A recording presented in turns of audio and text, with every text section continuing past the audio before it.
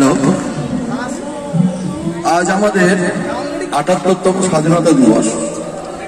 এটি আমাদের কাছে একটি পবিত্রতম দিবসের মধ্যে পড়ে। আমাদের স্বাধীনতা সংগ্রামীদের নিরলস প্রচেষ্টা, স্বাধীনতা সংগ্রাম দুটো পথে ভাগ হয়ে এগিয়েছিল ভারতবর্ষে, সেটা আমরা সবাই জানি। একটি মহাত্মা গান্ধীর নেতৃত্বে অহিংস আন্দোলন এবং আরেকটি সশস্ত্র আন্দোলন। তাতে সুভাষ বোস ছিলেন, ভগৎ সিং ছিলেন, ক্ষুদিরাম ছিলেন, আরো অনেকে ছিলেন। তাদের আত্মোৎসর্গের ফলে আমরা রাজনৈতিক স্বাধীনতাটা পেয়েছি, মানে ছিনিয়ে নিয়েছি ব্রিটিশদের কাছ থেকে। আজকে আমাদের যেমন একটি আনন্দের দিন, কারণ আমরা রাজনৈতিকভাবে স্বাধীন, আমরা পরাধীন নই। কিন্তু এই স্বাধীনতার আনন্দে আমরা যেন ভুলে না যাই আমাদের বীর সন্তান যারা দেশ মাতৃকার জন্য নিজেদের প্রাণ উৎসর্গ করেছিলেন। আমরা যেহেতু বহরমপুরের নাগরিক, আমাদের কৃষ্ণনাথ কলেজে পড়াশোনা করেছিলেন মাস্টারদা সূর্য সেন।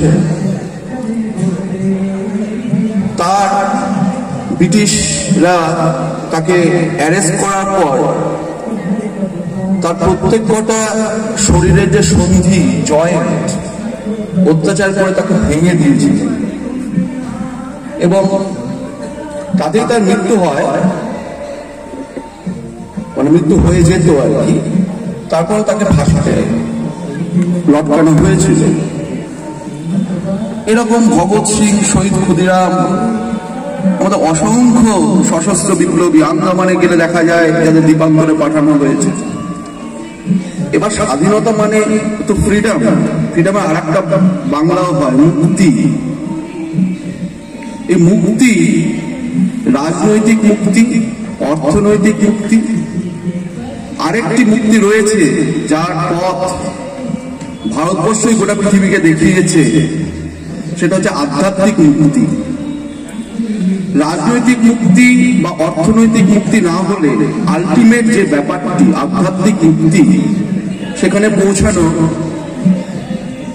সম্ভব হয় না সবসময়। তার জন্য বিবেকানন্দ বলেছিলেন খালি পেটে ধর্ম হয় না। এই রাজনৈতিক মুক্তিকে কিন্তু ধরে রাখাটাও বিশাল ব্যাপার। আমার পূর্ববর্তী বক্তা বিশ্বজিৎবাবু বললেন যে আমাদের প্রতিবেশী অনেক বেশি স্বাধীন হয়েছিল আমাদের সমসাময়িক ভাবেই, কিন্তু সেখানেও দেখা যায় যে রাজনৈতিক গণতন্ত্র বিভিন্ন সময় বিভিন্নভাবে বিপন্ন হয়েছে। আমরা ভাগ্যবান এখনো যে আমাদের সে বিপন্নতাটা হয়নি।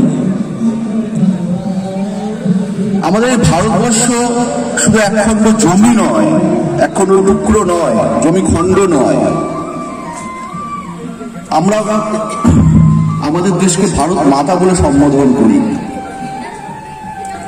আমাদের দেশের প্রত্যেকটা ধূলিকণা আমাদের কাছে পবিত্র।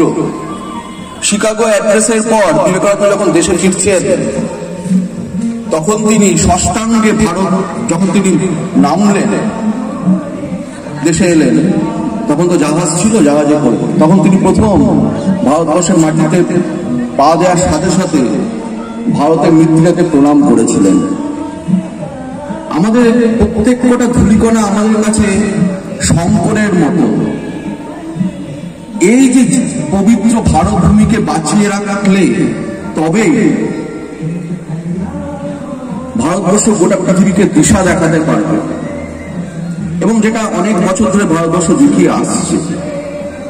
কিন্তু ভারতবর্ষের চারিধারে শত্রুরাও তো এই ভারতবর্ষের সভ্যতা সংস্কৃতি ধ্বংস করার জন্য চেষ্টা করে যাচ্ছে অবিরত। আমরা জানি যে পৃথিবীর প্রাচীনতম জীবন্ত শহর হচ্ছেন আমাদের বেনারস। তাহলে ভারতীয় সভ্যতা কত প্রাচীন এবং সেটা টিকে রয়েছে, তার জন্য রাজনৈতিক স্বাধীনতা সাথে সাথে অর্থনৈতিক স্বাধীনতাটাও দরকার। ভারতবর্ষ এখন বিশ্ব অর্থনীতিতে পঞ্চম বৃহত্তম একটি দেশ। প্রচুর মানুষ পভার্টি লাইনের উপরে উন্নত হয়েছে। ভারতবর্ষের প্রতিটি ভারতবর্ষের উন্নয়নের জন্য চেষ্টা করে যাচ্ছে, কিন্তু তারপরেও কিছু তো না পাওয়া থাকেই। এখনো ভারতবর্ষে প্রচুর অর্থনৈতিক বৈষম্য রয়েছে, মাথাপিছু আয় এখনো সেভাবে খুব একটা বাড়েনি। সেই মাথাপিছু আয় বাড়ার জন্য যেটি দরকার সেটা হচ্ছে মানব সম্পদের উন্নয়ন। মানব সম্পদ উন্নয়ন, ছাত্রছাত্রীরা যত নিজেদেরকে শিক্ষিত করে তুলবে, দেশের মানুষ যত শিক্ষিত হবে, তত মানব সম্পদ দেশের উন্নত হবে।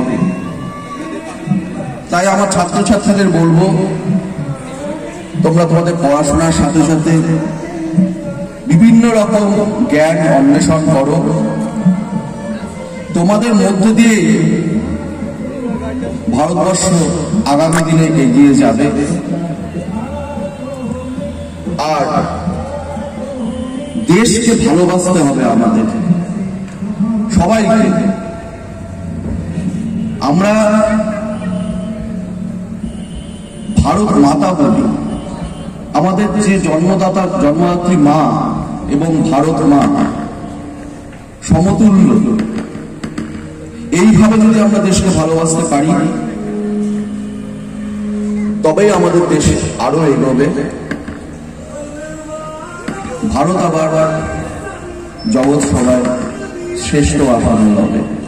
এই বলে আমি আমার বক্তব্য শেষ করছি।